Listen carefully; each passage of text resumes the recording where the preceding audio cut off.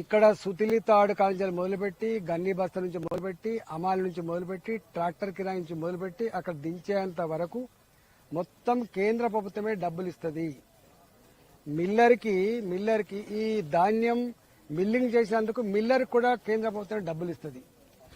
అక్కడ నిల్వ ఉంచినప్పుడు తరుగు వస్తే తరుగు కూడా కేంద్ర ప్రభుత్వమే భరిస్తుంది. ఇవాళ భరించిన తర్వాత మళ్ళీ బియ్యం తీసుకుంటే బియ్యం ట్రాన్స్పోర్ట్ పైసలు కూడా కేంద్ర ప్రభుత్వం ఇస్తుంది. గోడౌన్ కిరాయి కూడా కేంద్ర ప్రభుత్వం ఇస్తుంది. కేవలం లెక్కలు రాసి పంపితే పైసలు తీసుకునేటువంటి బ్రోకర్గిరి చేసేది రాష్ట్ర ప్రభుత్వం. ఇవాళ గా ప్రభుత్వం ఇలా కేంద్రం కొంటదా? ఇలా తమాషా చేస్తున్నావు మీరు. అసలు పంట వేసే ముందే నాట్లు వేసేటప్పుడే తెలంగాణలో 1.5 ఎకరాల 1 ఎకరాల 70 లక్షల ఎకరాల నాట్లు వేసిండ్రు.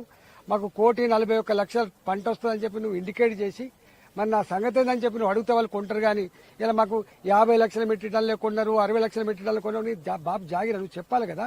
నువ్వు చెప్పకుండా ఎట్లా చేస్తావు? బాధ్యత లేదు. ఒక్క మాటలో చెప్పాలంటే నిమ్మకు నేను ఎత్తినట్టుగా ఉన్నారు వీళ్ళు.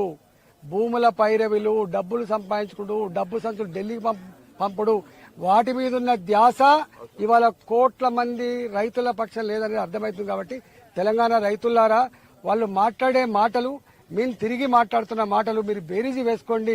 ఎవరు దుర్మార్గులో, ఎవరు మోసకారులో, ఎవరు మాట తప్పే వాళ్ళు అర్థం చేసుకోమని చెప్పి కోరుతున్నా. ఇవాళ మా ఎంపీ గారు చెప్పిండ్రు, మా ఎమ్మెల్యే గారు చెప్పిండ్రు, సస్పెండ్ చేసినామని చెప్తారు. బిడ్డ సస్పెండ్ కండక్టర్ కాదు బిడ్డ, రేపు నీ ప్రభుత్వాన్ని సస్పెండ్ చేస్తారు. నీ ప్రభుత్వాన్ని సస్పెండ్ చేస్తారు, గుర్తుపెట్టుకో. ఏమనుకుంటున్నావు?